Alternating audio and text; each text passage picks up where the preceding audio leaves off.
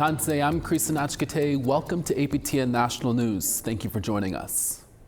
A woman has been charged with second-degree murder of a pregnant Inuk woman from Labrador in 2014 is back in jail. This after breaking the rules of her 30 days of unescorted leave.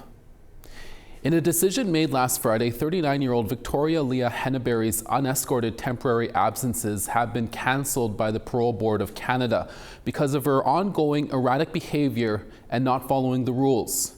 On February 13, 2014, Henneberry, along with her boyfriend Blake Leggett, killed 26-year-old Loretta Saunders, a pregnant Inuk mother who was trying to collect the rent from them. At the time, Saunders was a university student who was subletting her Halifax apartment to the couple. Henneberry and Leggett then fled and dumped Saunders' body in a hockey bag along the side of a highway in New Brunswick. Henneberry is serving her life sentence at a minimum security prison in Ontario. Just 5 days after his release from Headingley Correctional Centre, a high-risk offender in Winnipeg has been arrested. 52-year-old Marcel Hank Charlotte was arrested at the Millennium Library in downtown Winnipeg on Saturday afternoon after missing his curfew check. During his arrest, Winnipeg police found methamphetamine, which also violates Charlotte's court-ordered conditions. The Winnipeg Police Service says Charlotte has had a lengthy and violent criminal history, including a manslaughter conviction in a 1991 killing of a 2-year-old child for which he served a 6-year sentence. Charlotte has been charged with possession and 3 counts of failing to comply with his probation order. Tsuut'ina police in Alberta are asking for the public's help in finding the driver involved in a hit-and-run last Friday that sent 2 people to hospital in critical condition. The incident happened on the southwest side of Calgary at the Grey Eagle Casino located in Tsuut'ina Nation last Friday at around 8:40 p.m. This red Honda Accord was driving eastbound in the parking lot when it hit 2 pedestrians and then left. Police say the vehicle drove south toward 37th Street Southwest, and it may have had front-end damage from the collision. The pair were taken to hospital where they were listed in critical but stable condition. Tsuut'ina police are asking anyone who has information about the vehicle or was a witness to come forward. 2 people at a Winnipeg airport were arrested on 2 separate occasions after drugs were found before they got on their flights to northern Manitoba. On December 19th, the Manitoba Integrated Law Enforcement Team and Roving Traffic Unit arrested 32-year-old Kenneth Ross of God's Lake Narrows after they say he was carrying 49 grams of methamphetamine while attempting to board a flight to God's River. He was charged with possession for the purpose of trafficking and released for a future court date. Then on December 22nd, airport security says they found a package containing 67 grams of cocaine and 56 grams of methamphetamine in a package belonging to 30-year-old Tanya Okamau, also attempting to fly to God's River. She was charged with possession for the purpose of trafficking and released for a future court date. RCMP believe the drugs are worth $50,000 to $70,000. The Manitoba First Nations Police Service has appointed an interim chief of police following the death of a former Chief Doug Paulson. On Wednesday morning, fire crews were called to a residence in Portage la Prairie, which RCMP later confirmed was Paulson's. When crews arrived, the home was completely burned. Human remains were found, which are also believed to be that of Paulson's. On Thursday, the MFNPS appointed Inspector Jason Colin as interim chief of police. Colin has over 26 years of experience in policing, including 8 years with the Winnipeg Police Service. He is a member of the Norway House Cree Nation. Paulson is remembered as a tireless advocate for Indigenous-led cultural sensitivity policing. The Yukon Environmental Socio-Economic Assessment Board, or YESAB, has issued its evaluation report on the 25-year relicensing of the Whitehorse Rapids Generating Station. It's the first time since the assessment board was created that the station is undergoing a license renewal. Sarah Connors tells us how it went. The Whitehorse Rapids Generating Station was built in the late 1950s and impacts the territories of the Kwanlindun, Ta'an, and the Carcross-Tagish, as well as the asserted territory of the Taku River Tlingit. First Nations have long claimed the dam as a barrier to migrating fish, especially Chinook salmon, which have been in decline for decades.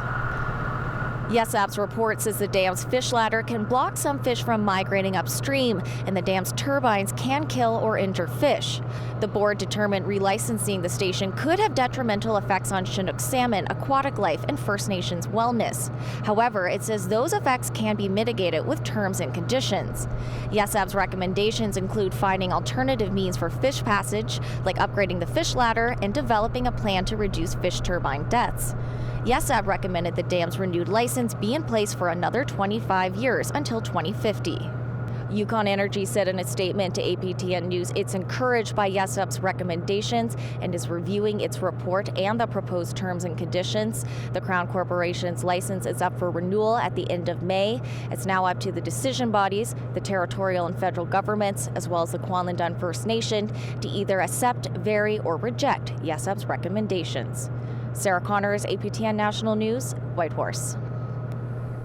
On Friday, the federal and Saskatchewan ministers of health announced a new $40 million investment. This investment is set to help Saskatchewan residents access life-saving medications. Canada's Minister of Health, Mark Holland, and his provincial counterpart has signed an agreement at the Children's Hospital in Saskatoon to invest $40 million toward 3 medications for rare diseases. The medications will treat a rare kidney disease and 2 types of cancer. Saskatchewan is the 4th province to sign the agreement, following Alberta, Newfoundland, and Labrador and British Columbia. Saskatchewan Health Minister Jeremy Cockrell says the new deal will support the province's drug plan. The government of Saskatchewan is committed to providing high-quality, accessible health services and programs to our residents. And this agreement and this partnership with the federal government is important to the ongoing commitment of both the federal and provincial governments to improve access to innovative treatments, early diagnosis and screening, and coverage of these high-cost drugs. APTN News recently told you about a new report that says the Alberta Energy Regulator has been underreporting tailing leaks across the province. We now have more from that report and the author and reaction by Jesse Cardinal from the Keepers of the Water. Here's APTN's Chris Stewart. It took 6 months for ecologist Kevin Timoney to put 6,000 pages and 514 separate PDF files together, given to him through a Freedom of Information request. After reviewing data from tailings leaks from 2014 to 2023, mostly in the oil sands area, he found many inconsistencies to information reported to the public by the Alberta Energy Regulator, or AER. He found that less than 4% of 514 reported tailing leaks over the decade were actually inspected by the Energy Regulator. They also made the statement that in all 514 of the spills that they divulged to the public, that there were no environmental impacts, none. None of the 514 spills caused an environmental impact, which of course that is also another red flag that doesn't make any sense in terms of the known science of tailing spills. One spill was underreported by a factor of 100, with 4.5 billion liters leaked, and other spills just disappearing. There were quite a few missing spills that they did not report. The 2 major ones would have been obviously the 2 Curl spills that were, making national news at the time. But also in going through the FOIP, I was able to determine that there were another 454 spills of tailings of one sort or another that were not part of the publicly available database. For Jesse Cardinal, Executive Director of the Keepers of the Water, a nonprofit with a mandate to protect the water and the environment, the new report was not a surprise. She believes drastic changes are needed. The AER has failed for decades to responsibly manage the caretaking of the environment. So we need a different system, a different body that we can trust, because right now all trust has been lost with the Alberta Energy Regulator. So we need a system in place that also brings into account the First Nations who want to work in having balance and sustainability and diversifying the economy. The Minister of the Environment was not available to comment, but his office gave a written statement which reads in part, Alberta's oil sands are one of the most highly monitored in the world, and there are clear mandatory processes in place to prevent spills and to respond quickly if unplanned releases do occur. It goes on to say, while Alberta's monitoring system is one of the best in the world, we expect the AER to do its job and manage these incidents in a timely and effective way. The Alberta Energy Regulator would not agree to an interview, but also released a statement which reads in part, the AER routinely conducts inspections to ensure that releases have been cleaned up and remediated in accordance with the regulations. Impacts to wildlife due to the release of a reportable substance within the AER's jurisdiction must be immediately reported to the AER. It goes on to say, the AER routinely conducts release inspections to assess potential adverse impacts to the environment and wildlife, and to ensure that releases have been cleaned up and remediated in accordance with the regulations. Earlier this week, the province announced plans to double oil production. Chris Stewart, APTN National News, Edmonton. We're always looking for your feedback or story ideas. Here's how you can continue the conversation. If you have a story you want to share, send us an email to news@aptn.ca. To read and watch our stories, go to aptnnews.ca. And you can also find us online on your favorite social media sites, including TikTok, YouTube, LinkedIn, and X. Follow APTN News to join the conversation and see our latest stories. When we come back, we'll bring you an update on that 3-month tax break from the Liberals, those stories and more when we return.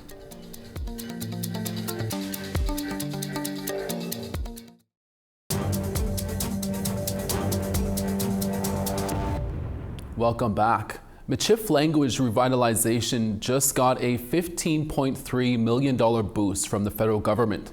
The funding is part of efforts to support the Federal Indigenous Languages Act and will be distributed by the Manitoba Métis Federation. Sierra Bettens has more.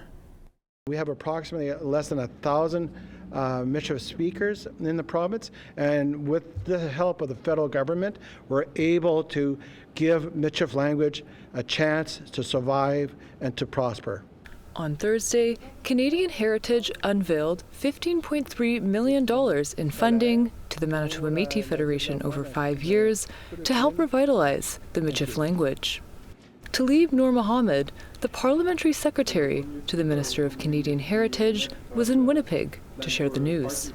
It's critical to ensuring that the Métis Nation here and the Manitoba Métis Federation are able to direct, to design, and to deliver the support for Michif language in a way that suits the people. Andrew Carrier is the MMF's Minister of French and Michif Language Protection. He says the 5-year funding commitment will allow the MMF to support long-term programming. There has been a lot of starts, or sometimes false starts, and completions, but we're never able to provide a full gamut of services because of the funding agreements. But with this 5-year plan, we have a good foundation that we're able to move forward in the preservation and promotion of Michif languages. From Michif French spoken in communities like Saint-Laurent to Southern Michif, which blends French and Cree, there are several dialects of the language. Noor Mohammed says there's been a 45% increase in the number of people who can carry a conversation in Michif over the past few years. That shows that these types of efforts, these types of initiatives have a profound impact. Carrier says the MMF is exploring numerous Michif language projects, including classes, books, and immersion programs. Introducing the Michif language at a very early age through our own early learning childcare centers. And so we're working with the childcare directors as to storybooks in Michif. At the MMF's 2024 Annual General Assembly in October, MMF Human Resources Minister Anita Campbell said the Federation is developing an AI model to help revitalize Michif. Carrier said that the project is still in the works. He says the MMF also hopes to unite elders and youth through language programming. So we bring them together and they learn from each other, and we hope to inspire further learning opportunities through these gatherings. The MMF is now accepting requests for proposals through its website from individuals and communities interested in developing Michif programming. Sierra Bettens, APTN National News, Winnipeg. It's been nearly a month since the federal government's tax break kicked in on certain items like food and children's items. But new Nanos polling shows the Liberals' bid to woo voters by helping them save money isn't winning many over. CTV's Kamal Karamali reports.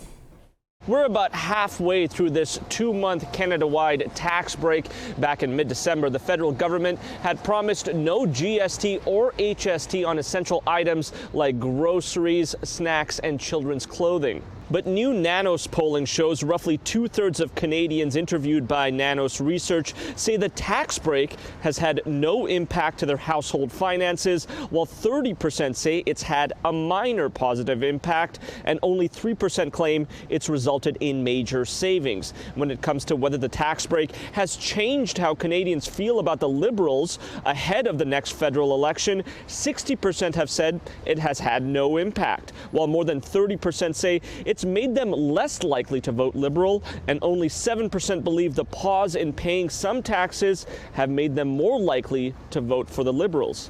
It only applied to certain categories, right? It applied to folks, who are buying toys and video games and diapers and snacks. Nice stuff, but that doesn't apply to everyone, right? It applies to certain groups. And that's why certain groups found it useful, but, probably the majority of people, as per the data, didn't really find it useful, didn't find it a game changer. The last day of the tax break is on February 15th. Kamal Karamali, CTV News, Toronto. And here is the results of last week's web poll questions. Last week we asked, is Justin Trudeau's legacy around Indigenous issues positive or negative? Almost half answered at 48% he left a negative legacy. 30% said he left a positive legacy, and the rest were unsure at 22%. Next we asked, should First Nations that were underfunded for housing by the federal government be compensated? The majority voted yes at 59%, 34% voted no, and the remaining weren't unsure at 7%. And lastly, we asked, do you think 2025 will be better for you and your community than last year? Almost a split, with 55% voting yes and 45% saying no. Thank you to all who voted and took the time to vote. Stay tuned for our website, aptnnews.ca, for this week's all-new web poll questions. We have more stories for you when we come back in less than 3 minutes. Stay with us.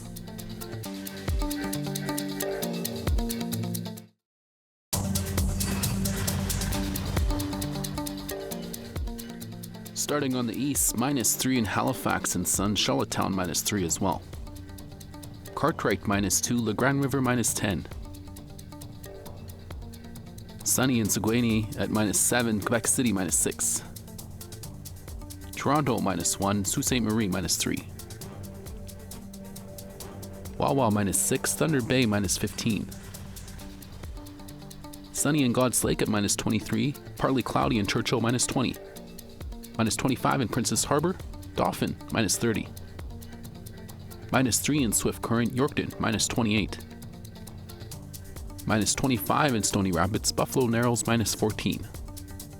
Rain in Fort McMurray at -4, Fort Chipewyan -6. Calgary 4, Red Deer 2. Kamloops 0, Campbell River rain in 5. -1 in Fort Nelson with rain, Smithers 0. -4 in Old Crow, Rock River 2. -11 in Wrigley, Wati -9. Sunny in Colville Lake at -4, Pawlatuck -2. Arviat -15, Well Cove -18. Arctic Bay -23, and Igloolik -24.